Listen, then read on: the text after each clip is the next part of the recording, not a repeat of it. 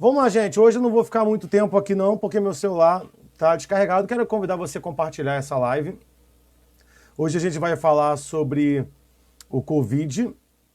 Vamos falar sobre essa expectativa a respeito da vacina que está chegando por aí.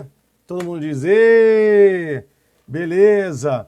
Então, só que como pastor, né, a gente precisa passar aqui numa perspectiva bíblica a respeito de tudo isso que está acontecendo. Eu quero dividir com vocês alguns textos bíblicos aqui e perceber e notar algumas incoerências que estão acontecendo aí no métier evangélico, no meio dos nossos irmãos em Cristo. Pode marcar a galera aí, pode compartilhar. Tem um pessoal que fala que geralmente eu sou o tipo do pastor pessimista. Não é verdade? Bem, não sei. O pessoal da igreja aí pode compartilhar lá nos grupos, fiquem à vontade, tá bom? E eu acho que eu deixei o grupo fechado e agora já era. Bem, avisa lá o pessoal. Pessoal, a gente já está fazendo um ano nessa confusão aí, um ano nessa doideira, milhares de pessoas vieram a falecer. Ano turbulento, ano confuso, ano de muita tristeza. Eu estive por algumas vezes dentro de cemitérios, fazendo velórios.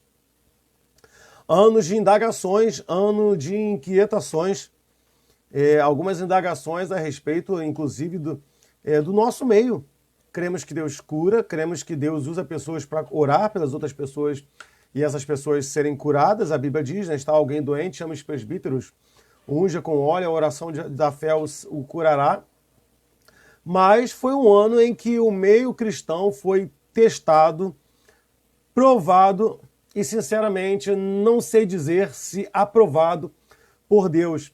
Porque a gente vinha de uma sequência, de uma cachoeira de pessoas que se autodenominavam homens de Deus, cheios de poder, com dons de curar, com capacidades milagrosas. E diante desse surto, o que nós esperávamos? Esperávamos que esses homens fossem para as praças, não é verdade? Que eles forem para as praças, colocassem uma placa assim e falassem, façam a fila, pessoal do Covid, venham até mim e eu vou orar por vocês. Gente, não viu ninguém.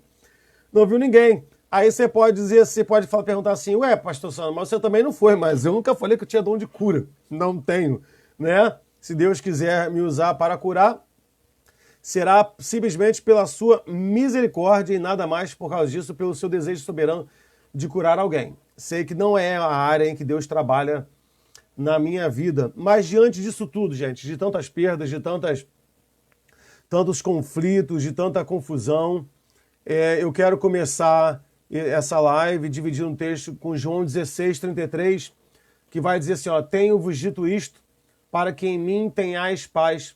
No mundo tereis aflições, mas tende bom ânimo, eu venci o mundo. Texto complicado, né? Você vê, Jesus Cristo fala pra gente, olha, no mundo vocês vão ter aflição, mas tenham bom ânimo. Eu tô falando isso para que vocês tenham paz. E aí, quem pode dizer que viveu em paz esse ano? Não é verdade?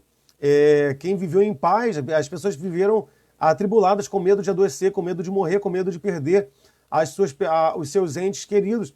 E aí você vai dizer assim, Jesus mentiu, Jesus enganou. Bem, aqui Jesus não enganou, porque a paz que Jesus está falando é outra. Lembra quando o povo está sendo levado cativo, né, para o exílio, e Deus fala pelo profeta Jeremias, olha, eu sei os planos que eu tenho a respeito de vós, planos de bem e não de mal, planos de paz e não de guerra. E o povo dele estava sendo levado como escravo. Como entender isso? A gente precisa entender que a paz que Cristo dá é aquela paz que ele diz, olha, a minha paz vos dou, não vou lá dou como o mundo a dá. Então o que Jesus está dizendo aqui? Olha, eu tenho paz para vocês, mas a minha paz não é a paz que o mundo dá. A paz que o mundo prega é pautada na segurança. Na segurança de que se o seu carro for roubado, você vai ter um seguro para te dar outro carro, que se você adoecer, você tem um plano de saúde, que você pode morar dentro de um condomínio e se proteger contra a violência. A paz do mundo é pautado na segurança, viver em paz nos seus relacionamentos, na segurança de que o seu casamento não vai acabar Só que Jesus Cristo vai dizer que a paz dele excede ao entendimento. A paz que excede ao entendimento é quando nós estamos em circunstâncias totalmente adversas, em que não há perspectiva visível nenhuma em que nós pudéssemos ter paz, talvez em meio ao divórcio, em meio à morte, em meio à enfermidade, em meio à violência, em meio à escassez, e ainda assim está no foco das suas emoções, confiando no Senhor que Ele vai nos sustentar. Isso é a paz que Cristo nos dá. Não dá para entender. Você olha para uma pessoa e pergunta, como é que essa pessoa consegue estar em paz diante de tanta confusão? Bem, aqui a gente tem um ponto. Vimos muitos cristãos desesperados, perdendo a sua paz por causa do medo de morrer. Se você viveu isso, meu querido, é tempo de você refletir a respeito da natureza da sua fé, da qualidade da sua fé. Porque Jesus Cristo diz, olha, vocês vão ter aflições, mas tenham paz. Eu venci o mundo. Bem, uma outra questão que a gente precisa pensar também é que Cristo não nos prometeu nos livrar de todas as circunstâncias e as dificuldades e as lutas. A Bíblia diz que o sol nasce sobre os justos e sobre os justos, sobre os bons e sobre os maus. Homens maus estão vivos, homens bons foram recolhidos pelo Senhor. Como entender isso? Jesus, certa vez, falou assim, olha, eu não pedi ao Pai que vos tirasse do mundo, mas que vos guardasse do mal. Lá em Lucas 22, versículo 31, Jesus vai dizer para Pedro assim, Simão, Simão, ou Pedro, algumas versões, eis que Satanás já recebeu autorização para vos peneirar como trigo. Eu, entretanto, roguei por ti para que a tua fé não se esgote. Olha que incrível essa palavra de Jesus. Jesus disse assim para Pedro, Pedro, Satanás foi autorizado a te peneirar. Satanás foi autorizado a se levantar contra a tua vida, assim como aconteceu com Jó. Você imagina Jesus falando isso para você? Você imagina Jesus, você orar e você chegar assim, ajoelhar na beira da sua cama e diga assim, Jesus, tu tens uma palavra para mim? E aí Jesus vai lá e vira, como ele falou para o apóstolo Pedro, e diz assim, ei, meu filho, meu servo, então, Satanás esteve aqui no céu e pediu para atormentar a tua vida. E ele recebeu a autorização. Caramba! Caramba! E qual é a segurança que nós temos nisso? A segurança que nós temos nisso é a palavra de Jesus que ele rogou por nós para que a nossa fé não se esgotasse. Tudo vai passar pela nossa fé. Deus tem nos dado uma porção de fé através da sua palavra. Aí é tempo de nós avaliarmos e olharmos para a nossa fé e pensarmos que tipo de fé é essa que faz com que a gente abandone a igreja, que a gente abandone os caminhos do Senhor, que a gente abandone uma leitura de oração, uma vida de oração, a leitura da palavra. Bem, agora vamos aqui falar sobre a questão do Covid. A gente está aí na expectativa da vacina chegar e a galera está torcendo muito, tem um pessoal dos Illuminati, né, da teoria da conspiração que diz, eu que não vou tomar vacina nenhuma, vou acordar com 3 mãos e 3 pernas, vou tomar vacina nenhuma, vou dar um tempo pro pessoal tomar primeiro para eles morrerem na minha frente. É aquele amor cristão, né, que a gente já está acostumado. Bem, galera, vamos lá. Primeiro a gente precisa pensar e entender que tudo está no controle de Deus. Sendo que isso, muitas pessoas morreram. Tudo está no controle de Deus. E é difícil entender que se essas pessoas, essa multidão de pessoas morreram, foi por permissão de Deus? Foi por permissão de Deus. Nenhuma folha cai da árvore, nenhum fio de cabelo cai da nossa cabeça se Deus não permitir. Bem, Sandro, Deus é muito cruel, então ele permitiu que várias pessoas morressem. Bem, ele é cruel a partir de qual perspectiva? Da nossa perspectiva egoísta, que queremos aquilo que não é nosso, ou na perspectiva divina dele? Porque Deus não mata ninguém. Deus não mata seus filhos. Deus não leva seus filhos à morte. Não, Sandro, leva sim. Eu enterrei meu pai, eu enterrei meu marido, eu enterrei minha mãe, eu enterrei o meu filho. Eles estão mortos para você. Deus não é Deus de vivos nem de mortos, porque para Deus todos vivem. A vida é um dom dele. Jó disse, Deus deu, Deus tirou, louvado seja o nome do Senhor. Precisamos mudar a nossa expectativa e a nossa perspectiva da morte e começar a entender a morte segundo um padrão bíblico, não segundo os nossos sentimentos que são totalmente debilitados.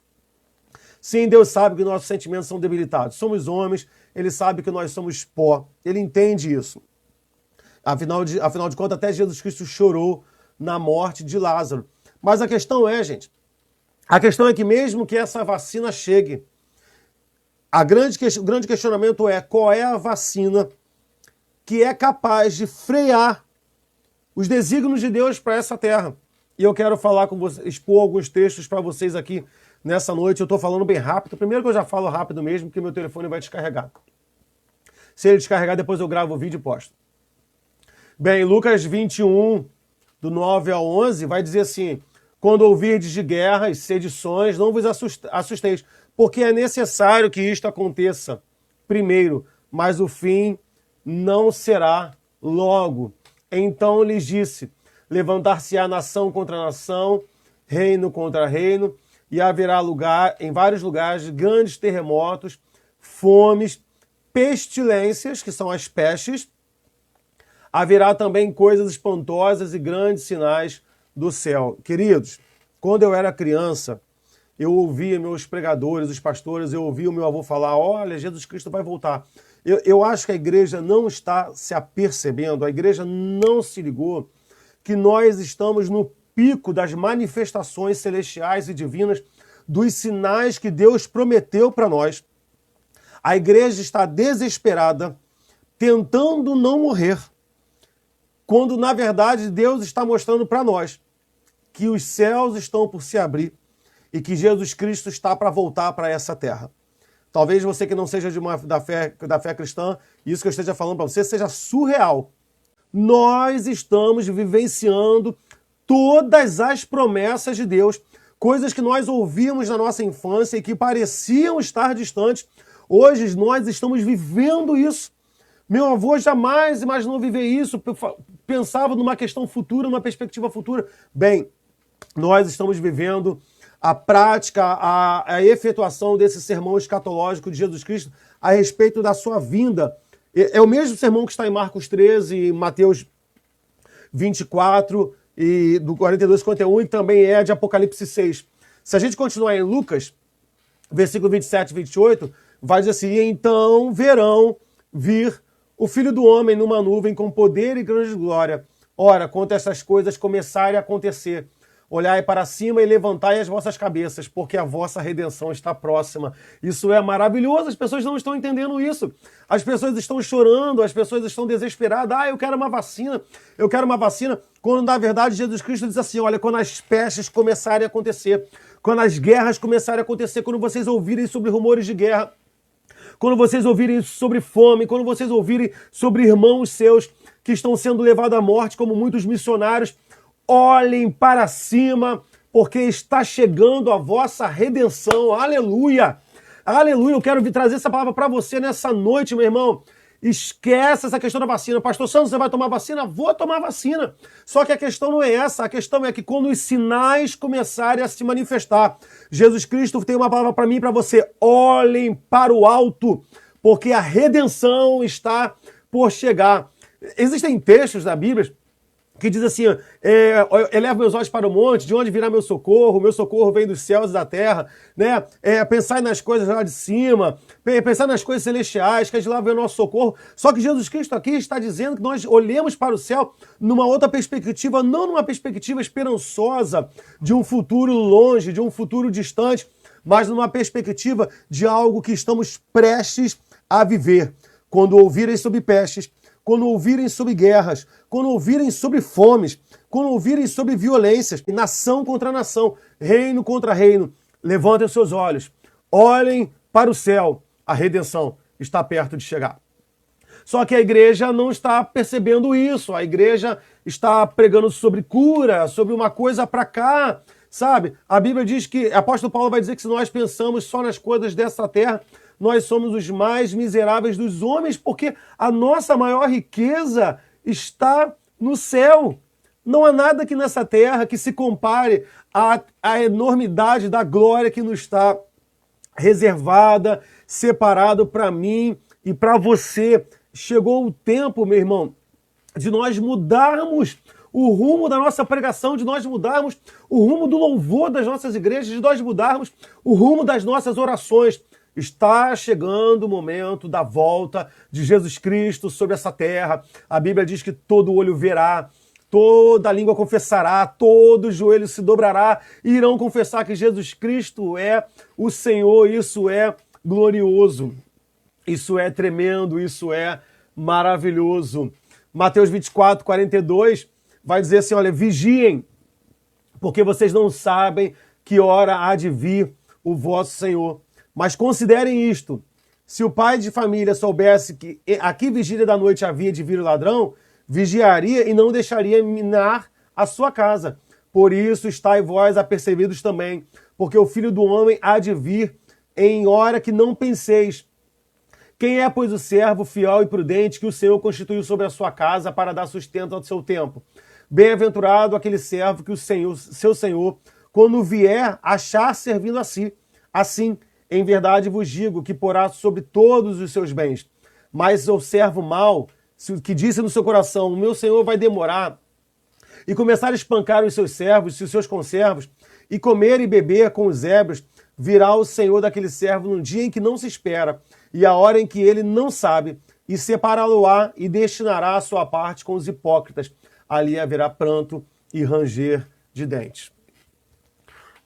Bem, estamos vendo os sinais, estamos vendo as coisas acontecer. Qual é a hora que Jesus Cristo vai voltar? Nós não sabemos. Então nós devemos ser como servos prudentes, cuidando da nossa vida espiritual, cuidando da nossa vida devocional, na perspectiva de que Cristo vai chegar a qualquer momento. Isso é maravilhoso. Prepara a tua vida, meu irmão. Prepara o teu coração. Apocalipse 6, 8, 10. Veja que esse sermão escatológico, ele está falando sobre Lucas, Marcos e Mateus, e ele é sobre Apocalipse 6. Eu quero ler aqui 6, do 8 ao 10, diz: E olhei, e eis um cavalo amarelo, e o que estava sentado sobre ele tinha por nome Morte. E o aí eu digo, quem me enviou esse cavalo? Foi o diabo? Não foi, meu irmão. Quem foi que enviou as pragas? Quem foi que ordenou? Quem foi que permitiu? Foi Deus. Então não adianta pedir a Deus para repreender algo que está sob o seu domínio. O que nós podemos pedir a Deus é misericórdia, que o Senhor nos cure, que o Senhor nos livre da sua própria ira, da própria condenação que Ele está enviando sobre a terra. Não adianta você ungir crente contra os desígnios do Senhor, não adianta você fazer campanha contra aquilo que Deus já decretou, porque os cavaleiros do Apocalipse, os selos, os sete, todos eles vêm da parte do Senhor, inclusive o cavalo amarelo, que o nome dele é Morte. E vai dizer, e eis um cavalo amarelo que estava sentado, sobre ele tinha por nome Morte, e o inferno seguia, e foi-lhes dado poder para matar a quarta parte da terra, com espada e com fome e com pestes e com as feras da terra. E havendo aberto o quinto selo, vi debaixo do altar as almas dos que foram mortos por amor da palavra de Deus e por amor do testemunho que deram. E clamavam em grande voz, dizendo, até quando, ó verdadeiro, ó santo dominador, não julgas e vingas o nosso sangue dos que habitam sobre a terra? Veja, Deus está mostrando para nós os sinais dos fins dos tempos. Apocalipse abre com o seguinte versículo. Fala sobre o livro da revelação. Bem-aventurado aqueles que leem as palavras deste livro. Apocalipse é um livro que tem uma promessa de felicidade. Uma promessa de felicidade. Deixa eu ler isso aqui para vocês, ler esse versículo na íntegra. Apocalipse 1, 1. Revelação de Jesus Cristo, a qual Deus lhe deu para mostrar aos seus servos as coisas que brevemente devem acontecer. Seu anjo as enviou e as notificou a João, seu servo, a qual testificou a palavra de Deus e do testemunho de Jesus Cristo, de tudo que tem visto.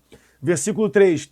Bem-aventurado aquele que lê e os que ouvem as palavras destas profecias e guardam as coisas que nelas estão escrito, porque o tempo está próximo. Livro de Apocalipse é um livro com promessa de alegria para quem lê, para quem ouve e para quem guarda as coisas que neste livro estão escritos. Qual foi a última vez que você leu o livro de Apocalipse?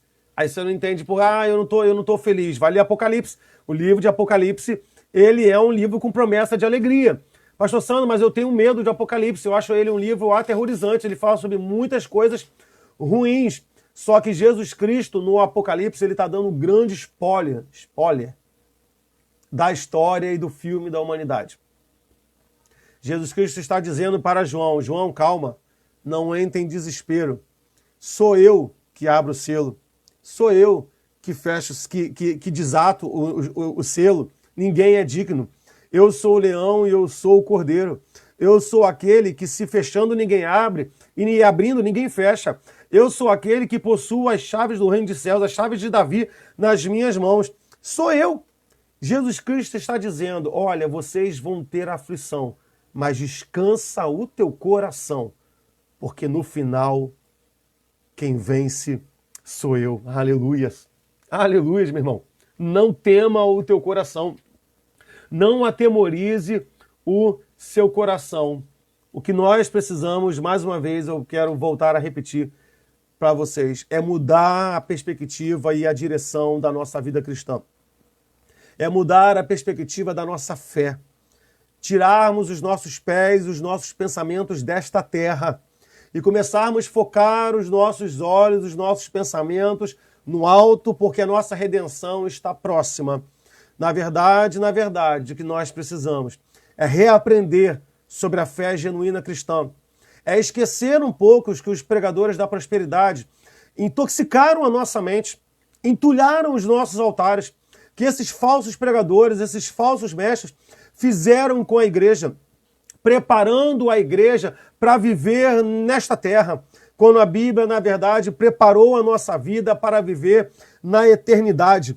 Jesus Cristo está nos dando a oportunidade de percebermos, de entendermos e de vermos que tudo que esses pastores pregaram não se sustentou. Ninguém prosperou nesse momento de recessão.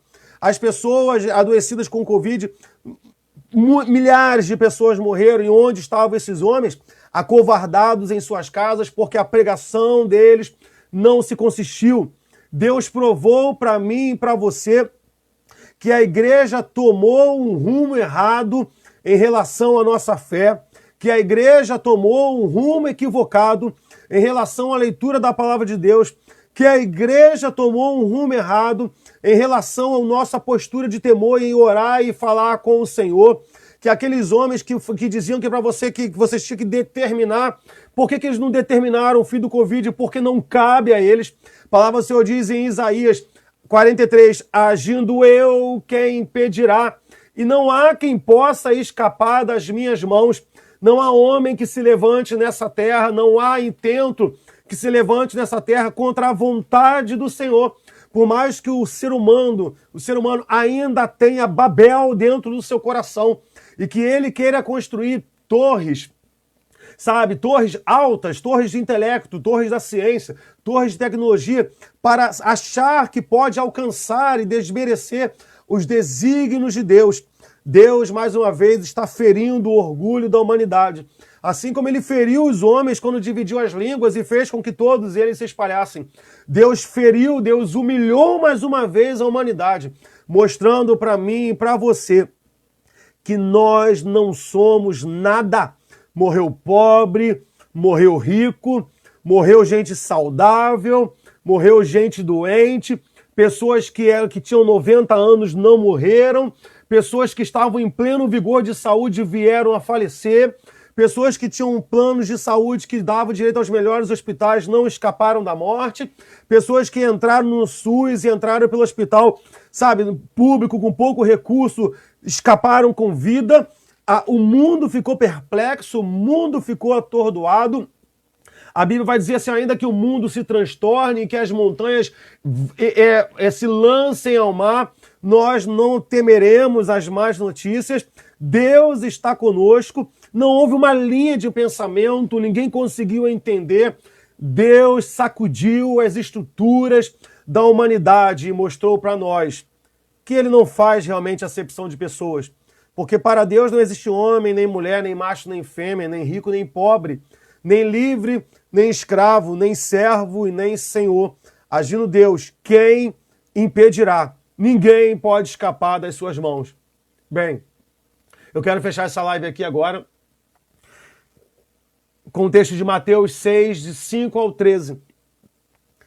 Deus vai dizer assim: quando orares, não sejam como os hipócritas, pois têm prazer de orar em pé nas sinagogas, fazendo estardalhaço nas esquinas das ruas para serem vistos pelos homens. Em verdade, vos digo que esses aí já têm o seu galardão. Vai resolver com o Senhor. Mas Jesus Cristo vai dizer assim: mas tu, quando orares, entra no teu aposento e, fechando a tua porta, ora teu pai que está em secreto. E teu pai que vem em secreto te recompensará publicamente. E orando, não useis de vãs repetições, como os gentios que pensam que por muito falarem serão ouvidos. Não vos assemelheis, pois, a eles, porque o vosso Pai sabe o que é necessário antes de nós pedirmos. Mas é para pedir. Ele diz, olha, entre, ore, peça. Por quê? Porque Deus tem prazer de ouvir a nossa oração. Lembra daquela conversa doida de Deus com o profeta? Olha, podes esse exército, esses ossos, esse vale de ossos secos se colocar de pé? Você acha que Deus realmente precisava da opinião? Ele precisava da opinião do profeta? É claro que ele sabia que ele podia. E o profeta respondia, tu sabes, ó Senhor, porque Deus quer ouvir a nossa oração. O grande barato da oração não é apenas receber um sim ou um não de Deus, mas ter a oportunidade de falar com Ele, de estreitarmos os nossos relacionamentos, de estreitarmos, sabe, a nossa comunhão com Ele, não simplesmente da perspectiva de sim e não, sabe, como alguém que se achega a Deus só por questão de resposta. Você gostaria que alguém viesse que fica um tempão sem falar contigo e do nada te manda uma mensagem, de repente ela te pede um favor? Você não se sentiria afrontado? Você não se sentiria ofendido? Você não se sentiria manipulado? Ora, como é que Deus sente quando um servo que há semanas, há dias, há meses, sequer dobra o seu joelho para falar com ele e do nada ele diga, ó Senhor, tu que és poderoso, tu que és tão lindo, lindo, lindo, lindo és. Glória, glória, eu te dou. Me cura do Covid. Como é que você acha que Deus pensa? Como é que você acha que vai o coração de Deus? O que você acha que Deus sente quando olha para nós com essa nossa disfarçatez, que há tempo não falamos com Ele, chegamos para Ele, Senhor, me cura. Compreende? Perdemos a perspectiva do Éden de falar com o Senhor todos os dias no final da tarde, de termos comunhão com o Senhor. Orar com Deus não é apenas, não se restringe a receber sim e a receber não. Orar com Deus é estreitar a nossa comunhão com Ele. Independente se é sim, independente se é não. Bem, na verdade, nossa oração cotidiana talvez deveria até estar desprendida disso, de chegarmos para Deus e orando e Deus dizer assim, tu que queres que eu te faça? Porque Ele pode dizer isso para nós, como Ele falou para o cego, que eu volte a ver. E nós falamos assim, não, Jesus, hoje eu só vim conversar com o Senhor. Entende? Oração de exaltação ao Senhor. Bem, e aí Jesus vai dizer, portanto, orareis assim, Pai nosso que estás nos céus, santificado seja o teu nome. Venha o teu reino, seja feita a tua vontade, assim na terra como nos céus. Eu quero fechar, não vou nem ler a oração no final, eu vou pular para o final. Ele vai dizer, não nos conduza à tentação, mas livra-nos do mal, porque teu é o reino, o poder e a glória para sempre. Amém. E o que eu quero falar dessa oração é, Pai nosso que estás nos céus, venha o teu reino. Você tem clamado e pedido que o reino de Deus venha a esta terra. A Bíblia diz, o Espírito e a noiva dizem, vem. Ora, aquele que tem sede, diga, venha. Você tem desejado o reino de Deus com mais intensidade do que a vacina do Covid? O que você tem desejado diante do Senhor? Eu quero estabelecer... Qual é o seu maior desejo? Nosso maior desejo está na oração do Pai Nosso. Senhor, venha o teu reino. Nosso maior desejo, o maior desejo da igreja, daquele que conhece Jesus Cristo, é poder ver Jesus Cristo voltar. Isso é a maior verdade, a maior esperança da nossa fé. Se você está em um lugar que prega outra coisa, meu irmão, sai correndo daí. Hoje eu vi uma figura que meu pai me mostrou e dizia assim, olha, procure uma igreja mais perto da Bíblia, não importa se ela é tão longe da tua casa. Vamos voltar ao Evangelho. Vamos voltar à fé que Jesus nos ofereceu. Estamos diante dos sinais da manifestação dos últimos dias. E Jesus Cristo diz para mim e para você, olhem para o alto, nossa redenção está chegando. Eu quero orar. Se você está aí do outro lado e quiser orar comigo, feche os seus olhos. Se você está doente, ore comigo, peça a sua cura. Mas diga para o Senhor, Senhor, muito mais do que minha cura, eu quero que o Senhor volte a esta terra. Se você tem alguém enfermo na sua casa, diga, Senhor, eu desejo que o meu parente seja curado, mas eu desejo muito mais que o seu reino venha a essa terra. Senhor, eu desejo que encontrem a cura do Covid, mas eu desejo muito mais que o seu reino venha a esta terra, que o Senhor reúna o seu povo, que nós possamos estar na eternidade diante do Senhor, matando a saudade dos nossos irmãos que já se foram, já estão no descanso do Senhor, nós que estamos nessa peleja aqui, meu irmão. Nosso maior desejo é ver Jesus Cristo voltar. Você que tem desejo de prosperar, tudo isso você pode pedir ao Senhor. Mas que o seu maior desejo seja ver o reino de Deus chegar a essa terra. Ver o que o João viu lá na ilha de Patmos em Apocalipse. Vi descer dos céus, novos céus e nova terra. Vamos orar? Senhor, meu Deus, muito obrigado por este momento. Obrigado pelos meus irmãos que estão presentes comigo aqui nesse momento. Senhor, se algum deles está enfermo nessa hora, eu te peço que o Senhor os cure, não porque essa cura vai levá-los à salvação. A tua palavra nos mostra que daqueles 10 leprosos, só um voltou para agradecer. Não são sinais, não são curas que trazem o homem à salvação. O que traz o homem à salvação é a fé em Jesus Cristo, gerada do arrependimento, promovido pelo Espírito Santo no nosso coração. Mas eu te peço que o Senhor toque na enfermidade dos seus servos nessa hora. Todos aqueles que estão nos leitos dos hospitais, que o Senhor os cure, Deus. Toca, Pai. Aqueles que estão afastados da sua presença, aqueles que estão afastados da tua casa. Deus, aviva, Deus, os corações. Reaviva, traz eles de volta ao primeiro amor, ao desejo de te louvar e de te adorar. Deus, nosso desejo nessa noite é ver Jesus Cristo, o Senhor voltar, ver a realização da nossa maior esperança, daquilo que o nosso coração almeja, mais do que tudo, mais do que todos os nossos sonhos, poder te ver, poder vir o Senhor descer dos céus em glória e reunir o seu povo na eternidade. Tende misericórdia do teu povo, Deus. Tende misericórdia daqueles que nesse momento sofrem, daquelas famílias que nesse momento têm pessoas e parentes nos hospitais.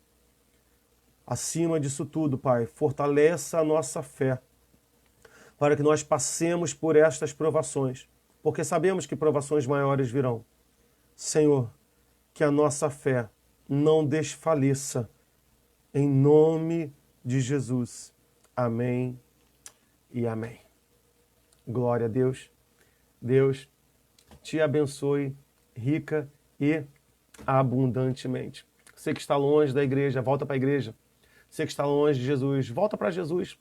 Se reconcilie com Ele hoje aí no teu quarto. Fala com Ele. Volte ao primeiro amor. Jesus Cristo está para voltar. Olhe para o céu. Nossa redenção já está batendo as portas da nossa vida e do nosso coração.